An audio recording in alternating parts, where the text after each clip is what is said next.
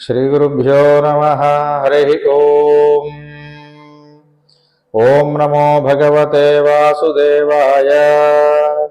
सशङ्खचक्रं सगदाशिशाङ्गं पीताम्बरं कौस्तुभवत्सचिह्नं श्रिया समेतोज्ज्वलशोभिताङ्गं विष्णुं सदाहं शरणं प्रपद्ये। सर्वव्यापकुडैनटुवंटि మహావిష్ణువు యొక్క పాదపద్మములకు నమస్కరిస్తూ శ్రీ వాసుదేవార్చనం యూట్యూబ్ ఛానల్ని వీక్షిస్తున్నటువంటి ఇందులో విశేషాలు తెలుసుకున్నటువంటి అందరికీ కూడా మనస్పూర్వకమైనటువంటి నమస్సుమాంజలి అర్పిస్తూ ఉన్నాను. మనం ప్రతిరోజు తెలుసుకుంటున్నటువంటి శ్రీ భారతీ సూక్తి విశేషాల్లో భాగంగా ఈ రోజున కూడా ద్రుపద మహారాజు ద్రోణుడిని ఉద్దేశించి మాట్లాడుతున్నటువంటి మాటలలో నన్నయ్య గారి కళ నుండి జారువాలినటువంటి ఒక మంచి సూక్తి విశేషాన్ని పరిశీలిద్దాం. సమశీల శృతయుతులకు సమధనవంతులకు సమసుచారిత్రులకు తమలో సఖ్యమును వివాహమును అగుగాక అగునే రెండు అసమానులకు. ఎవరితో స్నేహం చేయడం వల్ల ఆ స్నేహం శాశ్వతంగా నిలబడుతుంది అనే విశేషాన్ని ఇందులో చెప్తున్నారండి. సమశీల శృతయుతులకు రెండు విశేషాలు ఇందులో ఉన్నాయి. మొట్టమొదటిది శీలము. శీలం అంటే గుణము అని అర్థం. మామూలుగా ఏ వ్యక్తికైనా సరే గుణము సద్గుణమై ఉండాలి, అంతే తప్ప అది దుర్గుణంగా ప్రవర్తిల్లినప్పుడు ఆ వ్యక్తితో స్నేహం చేయడం అనేటువంటిది చాలా ప్రమాదం అని మనందరికీ తెలిసిన విషయమే. అయితే సద్గుణవంతుడైనటువంటి వాడు అయి ఉన్నటువంటి ఒక స్నేహితుడిని పొందడం మరొక సజ్జనుడికి సమానమైనటివే అవుతుంది, అంతే తప్ప మరొకటి కాదు. ఇందులో సజ్జనుడా దుర్జనుడా అనే విషయం చెప్పట్లేదు, సమశీల అంటున్నారు. అంటే ఆ గుణము సమానమైనది అయి ఉండాలి. అంటే నీలో దుర్గుణాలు ఉన్నాయనుకోండి, ఎదుటివాడిలో నీ స్నేహితుడిలో కూడా దుర్గుణాలు ఉన్నవాడితో స్నేహం చేస్తే అది సమానంగా ఉంటుంది. నువ్వు సజ్జనుడి అయి ఉండి ఒక దుర్జనుడితో నువ్వు కనుక స్నేహం చేస్తే అది చాలా ప్రమాదకరమైనటువంటి పరిస్థితిని కొని తెస్తుంది అని చెప్తున్నారు.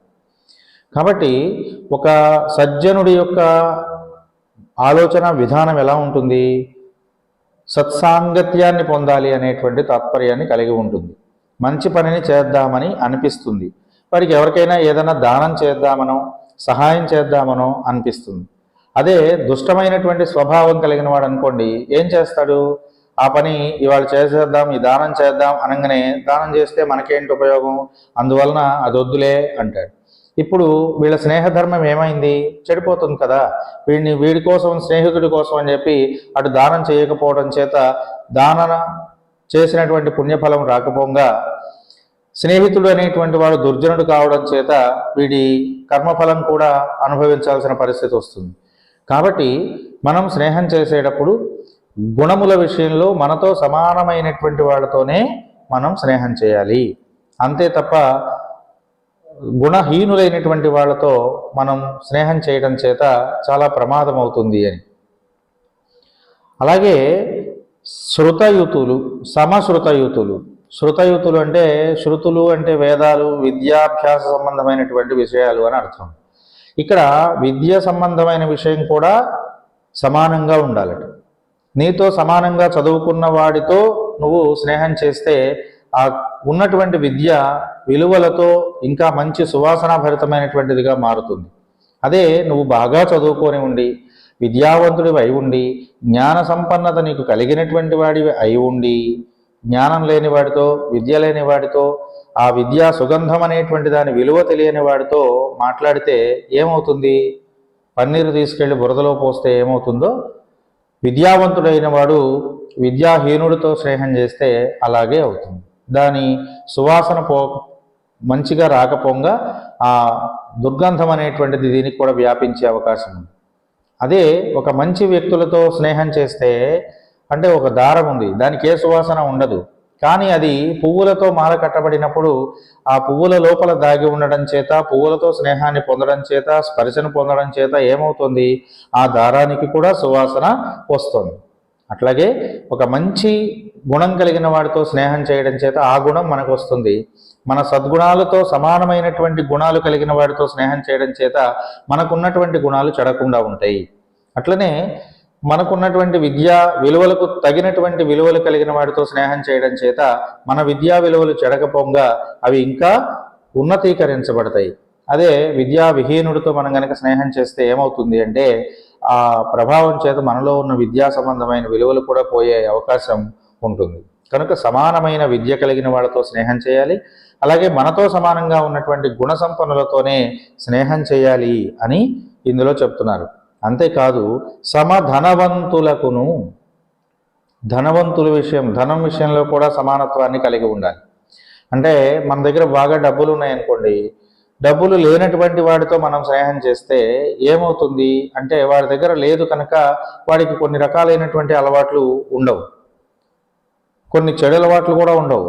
కానీ ధనం కలిగినటువంటి వాడు ఏదైనా ఒక మంచి పనిని చేద్దామని ప్రయత్నం చేసినప్పుడు ఈ ధనహీనుడైనటువంటి వాడు అడ్డం పడే అవకాశం ఉంది. ఎందుకనంటే వాడి దగ్గర అది లేదు కనుక దాన్ని సంపాదించాలంటే ఎంత కష్టమో వాడికి ఎప్పుడు నిరంతరాయంగా గుర్తవుతూ ఉంటుంది. కనుక వాడు మనకు అడ్డం పడే అవకాశం ఉంటుంది. అందువల్ల ధనం విషయంలో కూడా సమానమైనటువంటి లక్షణాన్ని కలిగి ఉండాలి. అంతేకాదు ధన సంబంధమైనటువంటి విషయాల్లో ఆస్తి సంబంధమైనటువంటి సమానత్వం లేకపోవడం చేత ఇంకో ప్రమాదం కూడా ఉంది. ఏమిటంటే చులకన భావంతో చూడటం. ఒకప్పుడు మనమే చులకన భావంతో చూసే అవకాశం ఏర్పడవచ్చు, లేదా అవతల వాడు మనకంటే ధనవంతుడైతే వాడు మనల్ని చులకన భావంతో చూసే అవకాశం ఉంటుంది. కనుక ధనం విషయంలో కూడా సమానత్వాన్ని కలిగి ఉన్నవాడితోనే స్నేహం చేయాలి. అలాగే సమసుచారిత్రులకును, అంతేకాదు నడవడిక విషయంలో, ప్రవర్తన విషయంలో కూడా సత్ప్రవర్తన మనకుండి మన స్నేహితుడికి కూడా సత్ప్రవర్తనాత్మకం అయిన లక్షణం ఉండాలి. అది లేకపోతే ఏమవుతుందట అంటే మన సత్ప్రవర్తన కూడా దుష్ప్రవర్తనగా మారే అవకాశం ఉంటుంది. ఇప్పుడు కర్ణుడు వాస్తవంగా మంచివాడే, కానీ దుర్యోధనుడితో స్నేహం చేయడం చేత కర్ణుడిలో ఉన్నటువంటి మంచితనం పోయింది, దుర్యోధనుడిలో ఉన్నటువంటి చెడ్డతనము వీడికి కూడా అలవాటయ్యేటువంటి పరిస్థితి, దాని వలన వీడికి కూడా వినాశనం ఏర్పడే పరిస్థితి ఏర్పడింది కదా. కనుక స్నేహం చేసేటువంటి సందర్భంలో సమమైనటువంటి విద్య కలిగిన వాడు, మనతో సమానమైనటువంటి గుణం కలిగిన వాడు, మనతో సమానమైనటువంటి హోదా కలిగినటువంటి వాడు, అలాగే సమానమైనటువంటి మంచి ప్రవర్తన కలిగిన వాడు అయి ఉండాలి. అలాంటి వాళ్ళ మధ్య మాత్రమే స్నేహం కానీ అని ఇంకొక విషయం చెప్తున్నారు దీంట్లో. ఏమిటట, సఖ్యమును స్నేహము, దాంతోపాటు వివాహమును అగు, రెండు విషయాల్లో ఇలాంటి సమానత్వం అనేది ఉండాలి అని చెప్తున్నారండి. కేవలం చెలిమి విషయంలోనే కాదు, వివాహం చేసుకునేటువంటి విషయంలో కూడా సమానమైనటువంటి వ్యక్తిత్వం కలిగిన వాళ్ళతో, సమానమైన ధన సంపన్నత కలిగినటువంటి వాళ్ళతో, సమమైనటువంటి విలువలు కలిగిన వాళ్ళతోటి ఆ వియ్యాన్ని కలుపుకోవాలే తప్ప ఎప్పుడూ కూడా మనతో సమానత్వంగా లేనటువంటి వాళ్ళ జోలికి వెళ్ళి వివాహం చేసుకుంటే ఆ వైవాహిక బంధం కూడా ఎక్కువ కాలం నిలిచే అవకాశం లేదు, ఆ స్నేహ సంబంధం కూడా ఎక్కువ కాలం నిలబడే అవకాశం లేదు. కనుక అలా స్నేహం కానీ వివాహం కానీ సమానంగా లేనటువంటి వాళ్ళతో జరుగుతుందా? జరగదు కదా. కనుక సమానమైనటువంటి వాళ్ళతో మాత్రమే స్నేహం చేయండి. మనం స్నేహం చేస్తున్నప్పుడు మన బుద్ధిని వికసించేటువంటి వాడితో స్నేహం చేయాలి.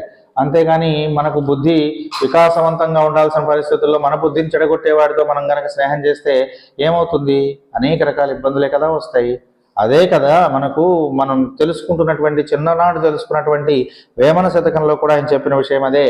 కానివానితోడ కలసి మెలుగుచునున్నా, కానివానితోడ కలసి మెలగుచునున్నా, కానివానివలె కాంతురతనిన్.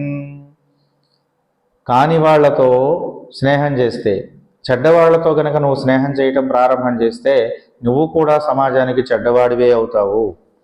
కనుక స్నేహం చేసేటప్పుడు మంచివాళ్లతోనే చేయాలి. ఎలాగవుతాడట? చెడ్డవాళ్ళతో స్నేహం చేస్తే వీడి చెడ్డవాడు ఎందుకు అవుతాడండి అని ప్రశ్నించవచ్చు. కానీ సమాజం అలానే గుర్తిస్తుందట. ఎలా అంటే, తాటి క్రింద పాలు త్రాగిన చందమవు విశ్వదాభిరామ వినురవేమ. తాటి చెట్టు కింద నుంచుని గేదె పాలో ఆవు పాలో మంచి శ్రేష్టమైనటువంటి పాలే తాగుతూ ఉన్నప్పటికీ ఎవరైనా వచ్చి చూసినప్పుడు ఆ పాలు తాటి పాలు అని భ్రమించేటువంటి అవకాశం ఉంది, అది కళ్ళు అని భ్రమించే అవకాశం ఉంది. కనుక నువ్వు తాగేటువంటి ప్రదేశాన్ని బట్టి అవి మంచి పాలైనా వాటి విలువ తక్కువగా కనిపించే అవకాశం ఉంది. కనుక మనం చేసేటువంటి స్నేహం కానీ, మనం నడిచేటువంటి వ్యక్తులతో ఎవరితో మనం నడుస్తున్నామో వాళ్ళని బట్టి మనకు ఉండేటువంటి విలువ కూడా సమాజంలో తప్పనిసరిగా ఉంటుంది సుమా అని పొగుడుతున్నారు. కాబట్టి స్నేహం అనేటువంటిది ఒక గొప్ప విషయం. ఆ స్నేహితుడైనటువంటి వాడు ఎంత గొప్పగా ఉండాలి, ఆ స్నేహితుడు మనకు ఎలాంటి నడవడికను ప్రవర్తనను కలిగి ఉండాలి అనే విశేషాన్ని గురించి కూడా మన పెద్దలు చాలా విషయాలు చెప్పారండి. కరావివ శరీరస్య నేత్రయోరివ పక్ష్మణి అవిచార్య ప్రియం కుర్యాత్ తన్మిత్రం మిత్రముచ్యతే. అవిచార్య ప్రియం కుర్యాత్, విచారణ లేకుండా ప్రియం ఇష్టమైన దాన్ని చేయగలగాలి. విచారణ లేకుండా అంటే నేను ఈ మంచి చేస్తే నాకేమైనా ఉపయోగం ఉంటుందా లేదా అని ఆలోచిస్తూ కూర్చునేవాడు స్నేహితుడు అనిపించుకోడు. ఎలాగట అంటే, కరావివ శరీరస్య, శరీరం మీద ఏదన్నా పడుతోందనుకోండి, ఈ చేతులు ఏం చేస్తాయి, వెంటనే వెళ్ళి దాన్ని పట్టుకుంటాయి లేదా ఆపుతాయి మన శరీరం మీద పడకుండా. కానీ ఈ చేతులకు ఓ చెయ్యి అదేదో పడుతోంది దాన్ని పట్టుకో అని మనం చెబుతామా? చెప్పాల్సిన అవసరం లేకుండా సహాయం చేస్తుంది. అట్లనే కంటికి రెప్పల వలె, రెప్పలు కూడా అంతే కదండి. దుమ్ము వస్తుంది, అది పడుతుందనేటువంటి భయం మనకు ఉన్నప్పుడు వెంటనే కన్ను రెప్ప మూసేసుకుని కంట్లో దుమ్ము పడకుండా ఆపేస్తుంది. కాబట్టి కంటికి రెప్పల వలె, శరీరానికి చేతుల వలె ఎవరైతే నాకేమన్నా ప్రమాదం వస్తుందేమో, నాకేం ఉపయోగం లేదు కదా అనేటువంటి భావాలతో కనుక ఎవరైనా సరే ఆలోచిస్తూ ఉన్నట్లయితే వాడు మిత్రుడు కాదు. ఆలోచించకుండా సహాయం చేయడానికి ముందుకొచ్చినటువంటి వాడు ఉన్నాడో అతను మాత్రమే సరి అయిన స్నేహితుడు అని చెప్తున్నారు. కనుక మనం స్నేహం చేసేటప్పుడు ఏం చేయగలగాలి? మనకు ఆపద కలిగినటువంటి సందర్భంలో మనతో ఉంటాడో లేదో తెలుసుకోవాలి. అలాంటి వాళ్ళతోనే స్నేహం చేయాలి. మనం చేసే స్నేహాన్ని బట్టే మనకు విలువ ఉంటుంది అని మన సాహిత్యంలో ఏనుగు లక్ష్మణ కవి అనేటువంటి ఒక కవి అనేక రకాల సూక్తులు అందిస్తూ భర్తృహరి గారు రాసినటువంటి సుభాషిత రత్నావళిలో నుంచి ఈ సాంగత్యం వలన కలిగే విలువలు ఎలా ఉంటాయో చెబుతున్నాడు. నీరము అంటే నీరండి. నీరము తప్త లోహమున నిల్చి, కాలుతున్నటువంటి ఒక లోహం మీద పడి అనామకమై నశించు. బాగా వేడిగా ఉన్నటువంటి పెనం మీద నీళ్లు పడ్డాయి అనుకోండి, ఏమవుతాయి? ఆవిరైపోయి అసలు నీటి బిందువులు లేకుండా పోతాయి. అది ఉన్నది అనేటువంటి ఆచూకీ కూడా లేకుండా పోతుంది. కనుక ఆ నీటి బిందువు ఒక వేడి పాత్ర మీద పడినప్పుడు ఎలాగైతే అనామకమైపోతుందో అలాగే ఆ నీరమే, అవే నీటి బిందువులు ముత్యమట్లు నళినీదళ సంస్థితమై తనర్చు. నళినీదళ సంస్థితమై, నళిని అంటే పద్మం అని అర్థం అండి, దళము అంటే రేకు. పద్మపు రేకు మీద పడినటువంటి నీటి బిందువు అవే నీరే, కానీ పద్మపు రేకు మీద పడినప్పుడు అది ఎలా కనిపిస్తుందట? ముత్యమట్లు. చూడ్డానికి అబ్బా భలే అందంగా ఉంది, ముత్యమలే ప్రకాశిస్తోందే అని ముచ్చట గొలిపేలా ఉంటుందట. జనానికి ఆహ్లాదాన్ని ఇచ్చేలా కనిపిస్తుందట. ఇక్కడ దానికి ఆహ్లాదకరత్వం అనేటువంటిది దేనివల్ల వచ్చింది? అది ఉన్నటువంటి స్థానాన్ని బట్టే వచ్చింది. అట్లనే ఆ నీరమే, మళ్ళీ అదే నీరు సుక్తిలో పడి, సుక్తి అంటే ఆల్చిప్పలు అంటాం చూసారండి, గవ్వలు నీళ్ళల్లో ఉంటాయి కదా, అవి. ఈ ఆల్చిప్ప లోపల గనక పడటం చేత, ఒక గవ్వలో పడడం చేత మూత పడిపోయి మణిత్వముగాంచు, అదే ఏమవుతుంది? నవరత్నాలలో ఉండేటువంటి ముత్యం అనేటువంటి ఒక మణిగా ప్రకాశిస్తుంది. కనుక అది ఒక మణి రూపంగా, మణిగా మారిపోతుంది. అంతకుముందు ఒక పద్మపు రేకు మీద ఉన్నప్పుడు ముత్యంలాగా మనకు ఆనందాన్ని ఇచ్చింది.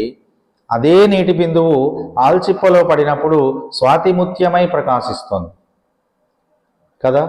కాబట్టి నీరు అది ఉండే స్థానాన్ని బట్టి విలువను, గౌరవాన్ని ఎలా పెంపొందింప చేసుకుంటూ పెరుగుతూ వచ్చిందో, అలాగే ప్రతి మనిషి కూడా తాను ఉండేటువంటి స్థితిని బట్టి, తాను స్నేహం చేసేటువంటి వ్యక్తుల యొక్క విలువలను బట్టి మనకు కూడా ఆ విలువలు పెరగటము తరగటం అనేటువంటిది ఉంటుంది అని చెబుతూ, పౌరుష వృత్తులు మానవుల యొక్క జీవన గమనంలో చేసేటువంటి పనులు ఏవైతే ఉన్నాయో వాటి వలన అధము మధ్యము ఉత్తము కొల్చువారికి అధమత్వం కలుగుతోందా, మధ్యమత్వం కలుగుతోందా, ఉత్తమత్వం కలుగుతోందా అనేటువంటిది వాళ్ళ యొక్క నడవడికను బట్టి, వాళ్ళు నడుస్తున్న వ్యక్తులను బట్టి, వాళ్ళు జీవిస్తున్న స్థానాన్ని బట్టి వాళ్ళకి ఆ విలువ కలగటమా లేకపోవడం అనేది జరుగుతుంది.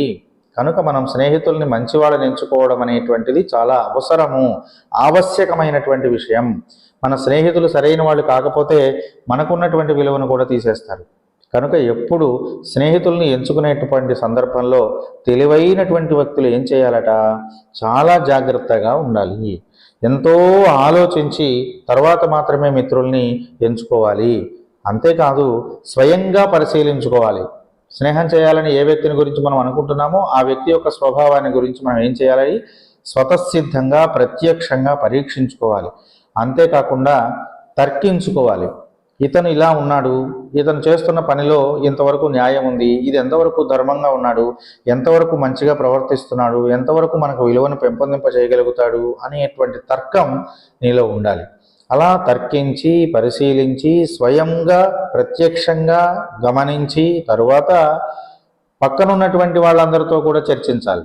ఈ వ్యక్తి యొక్క స్వభావం ఏంటి, ఇతని యొక్క ప్రవర్తన పరివర్తన ఏమిటి, ఎలా ఉంటుంది, గుణగణాలు ఎలా ఉంటాయనే విషయాల్ని అతనితో చరించేటువంటి వాళ్ళు, అంతకుముందు చరించేటువంటి వాళ్ళు, మనతో చరించేటువంటి వాళ్ళతో కూడా చర్చలు జరిపి ఆ తరువాత మాత్రమే స్నేహితుడిని ఎంచుకోవాలి. అంతేకాకుండా వీడు బుద్ధిమంతుడు అని నువ్వు నమ్మగలిగితేనే స్నేహం చేయాలి. అంతే తప్ప వాడి బుద్ధిమంతుడు కాదు అనిపించినా మంచిగా ఉన్నాడు కదా, వాడి దగ్గర డబ్బులు ఉన్నాయి కదా, లేకపోతే వాడి దగ్గర ఇంకోటి ఏదో ఉంది కదా అనేటువంటి ఒక ఆలోచనతో స్నేహం చేస్తే ఆ స్నేహం నీ వినాశనానికి కారకమవుతుంది. కనుక జాగ్రత్తగా స్నేహం చేసే విషయంలో ఉండండి అని మనకు పెద్దలందరూ కూడా చెప్పినటువంటి విషయమేనండి. అట్లాగే ఇంకా ఈ స్నేహాల గురించి మనం ఇవాళ రోజుల్లో ఇప్పుడున్నటువంటి ఈ స్నేహాలు ఎంత భయంకరంగా ఉంటున్నాయి అంటేనండి, చాలా ప్రమాదకరంగా తయారవుతున్నాయండి. వీటిల్లో ఈ ఫ్రెండ్స్ 3 రకాల ఫ్రెండ్స్ కనిపిస్తున్నారు. వాళ్ళు ఎవరంటే, ఒకటి బెస్ట్ ఫ్రెండ్. బెస్ట్ ఫ్రెండ్ అంటే నీకు ఆపద కలిగితే, నీకు ఏది ఇబ్బంది వస్తే ఆ సమయంలో వచ్చి తను అడ్డుగా నిలబడేవాడు. ఇందాక మనం చెప్పుకున్నట్టుగా శరీరానికి చేతుల్లాగా కళ్ళకు రెప్పల్లాగా అవిచార్య ప్రియం చేయగలిగినటువంటి వాడు బెస్ట్ ఫ్రెండ్.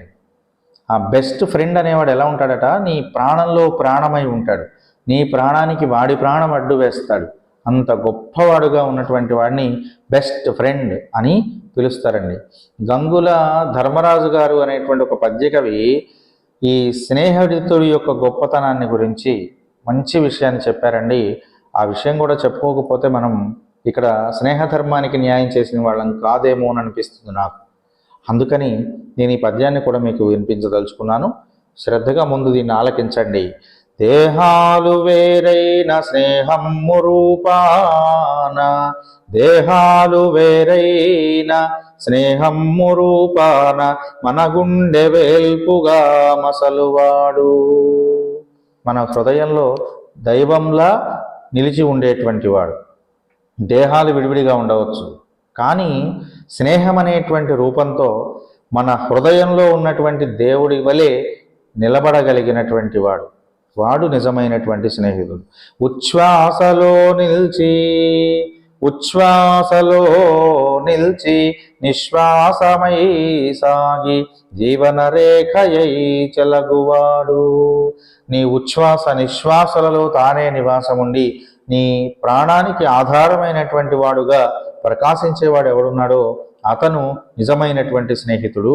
అంతేకాదు కష్టాల సుడులలో నష్టాల జడులలో, కష్టాల సుడులలో నష్టాల జడులలో నావయై మన వెంట నడుచువాడు, నావయై మన వెంట నడుచువాడు.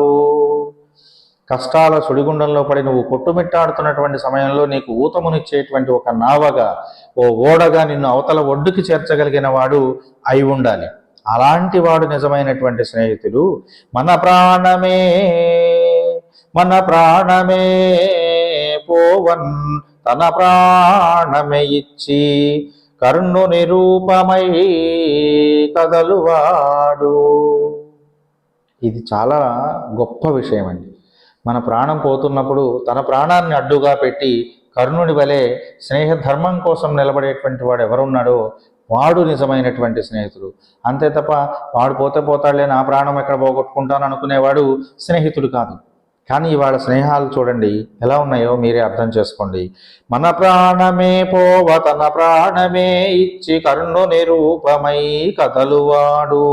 చివరి రక్తపు బొట్టును చెలిమి కొరకే హెచ్చుగానుపయోగించు మచ్చలేని వినయ సామ్రాట్టు ఘనుడు వాడు. ఎవడు ఎవండనన్ వాడే స్నేహితుడు సొమ్ము. నీకు ప్రాణం మీదకు వచ్చినటువంటి సమయంలో తన చివరి నెత్తురు బొట్టు కూడా నీకోసమే ఉపయోగించాలనేటువంటి తపన కలిగినటువంటి వాడు, లాంటి వాడు నిజమైనటువంటి స్నేహితుడు. అలాంటి స్నేహితుడు ఎవరైతే ఉన్నాడో వాణ్ణి బెస్ట్ ఫ్రెండ్ అంటారండి. ఎంతమందికి ఇలాంటి బెస్ట్ ఫ్రెండ్స్ ఉన్నారో మీరు ఆలోచించుకోండి ఒకసారి. స్నేహం చేస్తే అలాంటి స్నేహాన్ని చెయ్యాలి, అంతే తప్ప రెండవ రకంగా ఉండేటువంటి స్నేహితులు, మూడో రకంగా ఉండే స్నేహితుల జోలికి వెళ్ళకూడదు. రెండవ రకం, మూడో రకం జోలికి వెళ్ళకూడదు అంటున్నారు కదండి. వాళ్ళెవరు? రెండవ రకం గెస్ట్ ఫ్రెండ్, అంటే చుట్టంలాగా వచ్చిపోయేవాడు. వాడికి ఏదైనా అవసరం వస్తే నువ్వు నా స్నేహితుడురా, నీ అంత గోళ్ళు లేడురా అని పొగిడేసి వాడి అవసరాన్ని తీర్చుకొని వెళ్ళిపోతూ ఉంటాడు. ఇట్లాంటి స్నేహితులు ఇవాళ సమాజంలో దాదాపుగా 50% ఉన్నారండి. సగం శాతం ఇలాంటి స్నేహితులే ఉన్నారు. వాళ్ళకి అవసరం వస్తే ఫ్రెండ్షిప్ కావాలి, లేకపోతే అవసరం లేదు. ఇది స్నేహం అని అనిపించుకోదు. కాబట్టి ఎప్పుడైనా సరే వాడి అవసరం కోసం మన దగ్గరకు వచ్చి అవసరాన్ని తీర్చుకొని వెళ్తున్నాడనేటువంటి వాడిని స్నేహితుడిగా నువ్వు భావించకూడదు అని ఇందులో చెప్తున్న విషయం. నువ్వు భావిస్తే దానివల్ల నష్టం నీకే వస్తుంది. వాడికి స్నేహభావం లేదు, అవసరమే ఆవశ్యకమై నీ దగ్గరకు వచ్చాడు, అంతవరకే వాడు ఉంటాడు. కనుక వాడు చుట్టం చూపుగా వచ్చినటువంటి స్నేహితుడుగా మనం భావించాలి. ఇక మూడవ స్నేహితుడు అని చెప్పుకున్నాను చూసారా, వీడు బెస్ట్ ఫ్రెండ్ అని పిలువబడుతున్నాడు. చెదలవలే, వాడికి కావాల్సింది తీసుకుని ఉన్నదాన్ని నాశనం చేసి వెళ్ళిపోతాడు. వాడికి కావాల్సింది వాడు పొందుతాడు, కానీ ఎవరి దగ్గర వాడు కావాల్సింది పొందుతున్నాడు వాడిని నాశనం చేసి వెళ్తాడు. వీడిని బెస్ట్ ఫ్రెండ్ అంటారు. ఇలాంటి వాళ్ళు దాదాపుగా ఒక 30-40% ఉన్నారండి వాళ్ళ సమాజంలో. వాడికి కావాల్సింది అయితే చాలు, వాడు గొప్పగా ఉంటే చాలు, వాడు సుఖంగా ఉంటే చాలు, నా చిన్ని బొజ్జ శ్రీరామ రక్ష అనుకునేటువంటి స్థితి. ఇలాంటి వాతావరణంలో ఉన్న వాళ్ళని ఫ్రెండ్స్ అని అనరండి, స్నేహితులని పిలవరు. స్నేహం అనే పదం ఒక చాలా బరువైనటువంటి పదం. ఆ బంధం చాలా విలువైనటువంటి బంధం. ఆ బరువు తెలిసిన వాడికే ఆ విలువ తెలుస్తుంది. ఆ విలువ తెలుసుకోగలిగిన వాడే ఆ బరువుని జీవితకాలము తనతో మొయ్యాలి అని భావించగలుగుతాడు. అది సరి అయినటువంటి స్నేహ సంబంధం. కనుక స్నేహం చేసేటప్పుడు సమత్వాన్ని కలిగినటువంటి వాళ్ళతో స్నేహం చేయండి. అలాగే వివాహం చేసుకునేటువంటి సమయంలో కూడా సమానమైనటువంటి తత్వం కలిగిన వాళ్ళని వివాహం చేసుకోండి. అప్పుడే ఆ వైవాహిక బంధం లేదా స్నేహబంధం అనేది శాశ్వతమై ఆనందదాయకమైనటువంటి జీవనాన్ని మీకు అందిస్తుంది అని చెప్పి ఈ సూక్తి ద్వారా మనం తెలుసుకోవాల్సినటువంటి విషయం. ఎప్పుడూ కూడా మనతో పాటు మనం కన్నబిడ్డలు మనల్ని కసురుకుంటూ ఉండవచ్చండి, కానీ ఎప్పుడు మనసు లేనటువంటి బంధువులందరూ కూడా మనల్ని వదిలేయవచ్చు. మనం అనేక రకాలైనటువంటి ఈతి బాధలు పడుతున్నటువంటి సమయంలో ఆ బాధల నుండి మనల్ని వదిలేసి దూరంగా వెళ్ళిపోవచ్చు. అక్కరకురాని చుట్టము మ్రొక్కిన వరమీని వేల్పు మోహరమున తానెక్కిన బారని గుర్రము గ్రక్కున విడువంగవలయు కదరా సుమతి. ఓ మంచి బుద్ధి గలవాడా అంటున్నాడు. చెప్పేటప్పుడు కూడా మంచి బుద్ధి కలిగిన వాడికే ఏదైనా చెప్పాలండి. బుద్ధిహీనుడికి విషయం చెబితే దాన్ని వక్ర మార్గంలోనే స్వీకరిస్తాడు. కాబట్టి మనం ఒక విషయాన్ని ఎవరికైనా చెప్పాలి అని అనుకున్నప్పుడు ఒక మంచి విషయాన్ని వినాలనే కోరిక కలిగిన వాడికి చెప్పాలి. అంతే తప్ప వినాలనేటువంటి కోరిక లేని వాడికి విషయం చెబితే అదేమవుతుంది అంటే చెవిటివాడి ముందు శంఖం ఊదినట్లు అవుతుంది. కాబట్టి మనం ఎప్పుడు ఒక ఉన్నతమైనటువంటి ఆశయంతో ముందుకు నడవాలి, ఉన్నతమైనటువంటి స్నేహబంధాన్ని ఏర్పరచుకోవాలి, ఉదాత్తమైనటువంటి వైవాహిక బంధాన్ని పొందగలగాలి, ఆ బంధాన్ని బలీయం చేసుకునేటువంటి ఆచరణాత్మకమైనటువంటి ప్రవర్తన పరివర్తనను కలిగి ఉండాలి. దీనికి ఒక్క స్నేహితుడు మాత్రమే సహకారం చేయగలడు. తల్లిదండ్రులు, ఆత్మీయులు, లేదు భార్యాబిడ్డలు, వీళ్ళందరూ కూడా మనకు సహాయం చేసినా చేయకపోయినా ఎవరు సహకారంగా నిలబడతారు అంటే ఒక్క స్నేహితుడు మాత్రమే. నీ సంపదలన్నిటికంటే గొప్పవాడవుతున్నాడు. కనుక మంచి స్నేహితుల్ని అందరూ కూడా పొంది ఆ స్నేహ మాధుర్యాన్ని ప్రతి వాళ్ళు పొందుతారని చెప్పి ఆశిస్తూ ఈ విషయాన్ని ఇంతటితో ముగిస్తున్నాను. రేపు కార్తీక మాసం చివరికి రాబోతోందండి. ఈ కార్తీక మాసం చివరి రోజున చేయవలసినటువంటి ధర్మాలు ఏమిటి, ఆ రోజున మనం ఆచరించవలసినటువంటి విధులు ఏమిటి, అట్లాగే పోలి స్వర్గపు కథా విధానాన్ని గురించి మనం అవకాశానుసారం రేపు ఎల్లుండిట్లో తెలుసుకోవడానికి ప్రయత్నం చేద్దాం. ఈ విషయాన్ని చెప్తాను, తప్పనిసరిగా విని కార్తీక మాసం చివరి దినములలో ఆచరించవలసినటువంటి ధర్మాల్ని యథావిధిగా ఆచరించి కార్తీక దామోదరుని యొక్క ప్రీతిని అందరూ కూడా పొందడం కోసం ప్రయత్నం చేసి ఆ కటాక్షానికి పాత్రులై తరించుతారని ఆశిస్తూ ఈ రోజుకి సెలవు తీసుకుంటున్నాను. మీ దిట్టకవి గోపాలాచార్యులు, కంతేరు. నమస్కారం. స్వస్తి సర్వేషాం సమస్త సన్మంగళాని భవంతు. సర్వే జనా సుఖినో భవంతు. స్వస్తి.